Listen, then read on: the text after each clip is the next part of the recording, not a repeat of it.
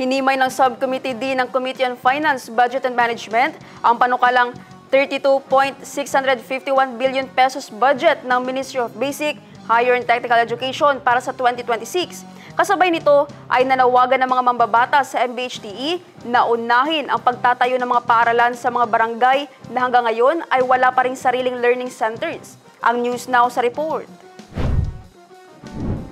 Sa gitna ng patuloy na pagsisikap na pagbutihin ang edukasyon sa Bangsamoro Autonomous Region, nananawagan ngayon ang mga mambabatas ng BTA sa Ministry of Basic, Higher and Technical Education o MBHTE na bigyang prioridad ang mga barangay na wala pang paaralan sa Bangsamoro Autonomous Region upang matiyak na bawat batang Bangsamoro mula elementarya hanggang kolehiyo ay may patas at akses sa edukasyon.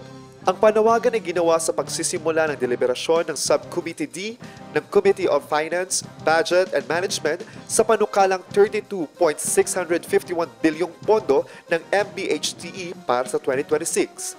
Iprinisinta ni na Education Minister Mohagar Iqbal at iba pang opisyal ng ministry ang kanilang panukala na sumasaklaw sa iba't ibang programa tulad ng Basic at Higher Education, Technical Training, Badaris at Azatis Program, sports at maging scholarship sa TVET. Sa 210 barangay na tinutukoy ng underserved o walang paaralan, 150 ang nagkaroon ng learning centers na isang malaking hakbang para maabot ang mga mag-aaral sa liblib na lugar.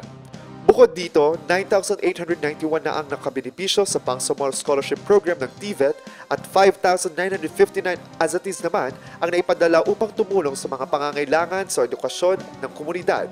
Ang panukalang budget ng MBHTE ngayong taon ang pinakamalaki sa kasaysayan ng BARM mula nang ito'y maitatag noong 2019.